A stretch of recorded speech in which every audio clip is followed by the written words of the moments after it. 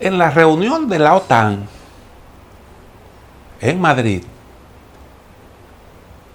participaron países que no integran la Alianza Atlántica. Ahí fundamentalmente se reunió todo el grupo de aliados de los Estados Unidos. Cuando usted ve eso, toda la Alianza Atlántica más los aliados no extra OTAN para coordinar una respuesta a Rusia, definir una nueva estrategia, usted dice, bueno, esto es prácticamente el mundo contra un solo país. Y ahí entonces se declara a Rusia como el principal enemigo, la principal amenaza a la seguridad mundial, incluyendo la seguridad en Europa. A China se le declara un gran rival, pero no se le declara un enemigo de manera formal. Dijo el secretario general de la OTAN literalmente lo siguiente: China no es nuestro adversario, pero debemos estar al tanto de los graves retos que representa. Esto realmente que uno está viendo parece sumamente extraño, porque contradice lo que era el discurso hasta poco antes de iniciada la guerra en Rusia, cuando se decía que la principal prioridad era China. Y la OTAN decidió salir de Afganistán y de Oriente Medio porque entendía que aquello ya no tenía absolutamente sentido y que había que ocuparse de lo que era lo fundamental, China. Y por eso se creó el AUKUS, que era una alianza entre Reino Unido, Australia y Estados Unidos. Y por eso se rehabilitó el Quad para actuar en esa zona del Indo-Pacífico. China era realmente la gran preocupación de Estados Unidos.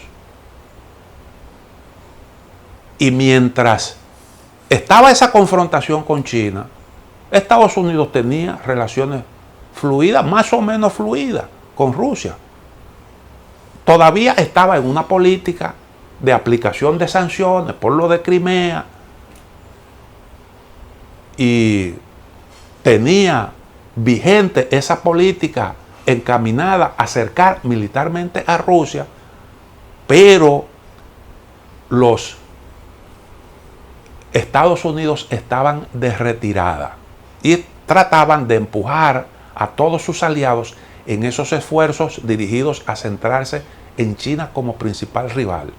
Bueno, pues ahora resulta que el principal rival ya no es China, sino Rusia.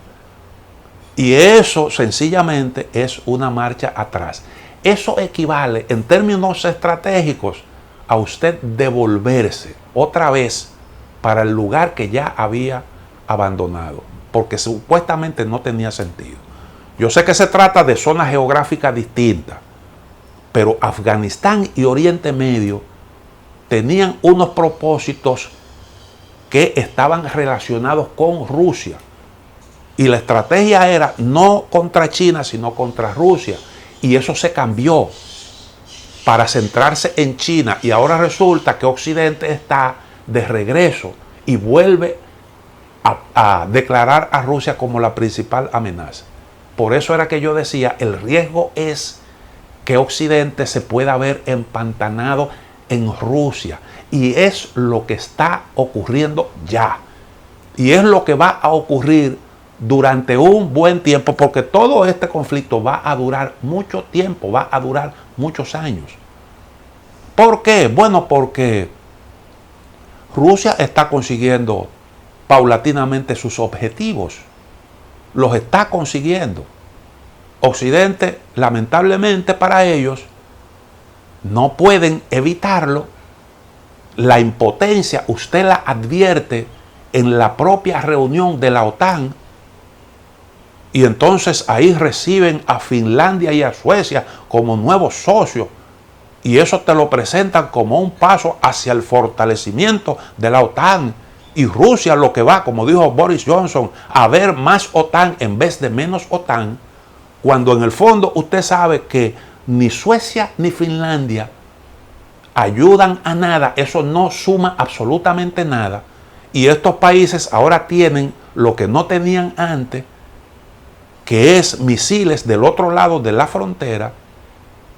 Y cuando tú ves toda esta reunión, y antes en el grupo del G7 se cambiaba la estrategia, y en vez de boicotear el petróleo ruso, lo que se plantea es ponerle un tope al precio para ellos también beneficiarse del petróleo, es un reconocimiento de que se están cerrando las puertas del gran almacén de materias primas del mundo, de la gran gasolinera mundial, como alguien le llamó, la gran gasolinera del planeta, Rusia. Antes las guerras se hacían para garantizar el acceso a las materias primas, porque eso se consideraba algo fundamental y sigue siendo algo fundamental. ¿Por qué se inició la Segunda Guerra Mundial? ¿Qué era lo que pretendía Alemania cuando invadió la Unión Soviética? Era tener acceso a todos esos recursos. Y valía la pena una aventura militar por garantizarse eso. Afganistán, Irán y Oriente Medio tenían ese objetivo. Esos recursos estratégicos, energéticos sobre todo, que permitían capacidad para imponer políticas en el mundo. Pero ahora, curiosamente, en vez de tú empujar para garantizarte acceso a los recursos naturales, haces todo lo contrario y pones los recursos naturales en manos del adversario, que ahora tiene un acceso en condiciones más favorables. Y estás empujando una alianza entre dos grandes potencias, una militar, gran potencia militar, y otra, la segunda gran potencia económica del planeta. Una gran alianza que arrastra a otros países también importantes, como el caso de India. India y China son los países más poblados del planeta. India es la sexta economía del mundo. Rusia es la 12ª, pero ahora mismo es declarada Rusia el principal rival, apuntando para donde no es, lo cual es un error elemental, y eso lo impuso una decisión equivocada, un cálculo equivocado del mundo occidental, y ahora no saben cómo lidiar con eso y están dando tumbos.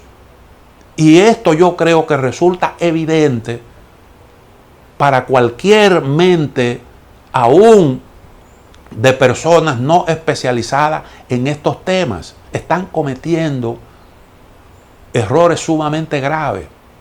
Pues ahora, en esa reunión de la OTAN, se decidió reforzar la presencia militar de Estados Unidos en toda Europa, incluyendo España, Polonia, Rumania y los estados bálticos, además del Reino Unido, Alemania e Italia.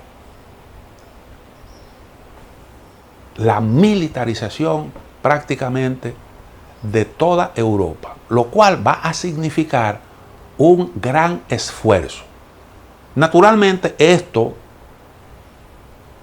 coloca a Estados Unidos en una posición para, en el futuro, cuando todo esto se consolide, estar en condiciones de marcharle al objetivo principal. Al menos ese es el cálculo. Ahora, mucho va a depender del desenlace en Ucrania. Y ese desenlace es previsible. Los rusos van a convertir a Ucrania en algo sin importancia. Y esa va a ser la gran consecuencia de esos errores que yo digo que cometió Vladimir Zelensky, pensando que podía realmente conseguir que la situación del país volviera a ser como era antes de que estallara la guerra en el 2014. Cosa que nunca va a lograr. ¿Y cómo Rusia le va a cortar las alas a Ucrania? Sencillamente dejándola sin acceso al mar. Eso le quita ya importancia estratégica. Y Rusia poco a poco lo va logrando. Ya tiene el control de una buena parte del sur del país. Ustedes pueden estar seguros de que Odessa está dentro de los planes y probablemente Kharkov. Conseguidos esos objetivos, Ucrania está simple y llanamente con las manos arriba. Y entonces, lograda esa meta, Rusia puede pasar a una etapa de consolidación. Tendrá que hacer un gran esfuerzo para reorientar todas sus actividades, buscar nuevos mercados, ya lo está haciendo. Mientras tanto, tiene resuelto el problema de los ingresos del presente año para hacer su guerra y conseguir esos objetivos. Ya lo logró, porque ha vendido más petróleo del que se imaginaba a India y a China, y sigue con intercambio fluido con muchas naciones, y eso le garantiza ingresos suficientes. Ahora Estados Unidos, ya Estados Unidos está vendiendo, va a vender una gran cantidad de armas, eso le asegura fuertes ingresos, está exportando recursos energéticos. Europa, la dependencia de Estados Unidos se profundiza en toda Europa, y eso naturalmente le permite a Estados Unidos acumular fuerza. Ahora, Europa va a perder peso económico y va a perder peso, va a ganar un poco de peso militar, pero a un alto costo. Y eso con el tiempo puede meter a ese país, y eso es esa es la gran incógnita que hay que despejar, en una situación muy complicada desde el punto de vista económico-social, con graves consecuencias en lo político. El mundo entero está sufriendo las consecuencias de todo esto,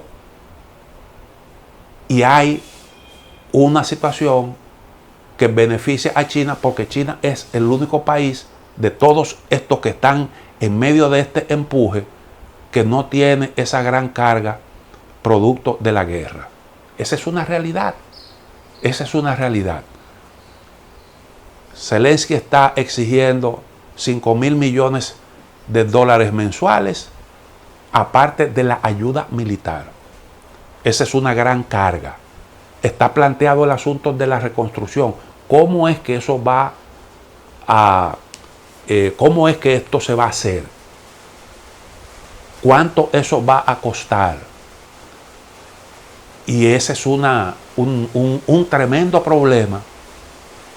Un tremendo problema para el mundo occidental, porque eso tendrá un altísimo costo. A Ucrania le espera próximamente un invierno muy, pero muy duro. Y problemas muy serios derivados de todo ese daño que está padeciendo. Bueno, el tiempo ya se nos terminó. Se nos quedaron aspectos importantísimos, pero seguiremos abordando este que yo creo que es el asunto que hoy en día marca el discurrir de los acontecimientos en el mundo y cuyo desenlace va a gravitar enormemente a escala planetaria. Por eso le dedicamos tanto tiempo en este programa.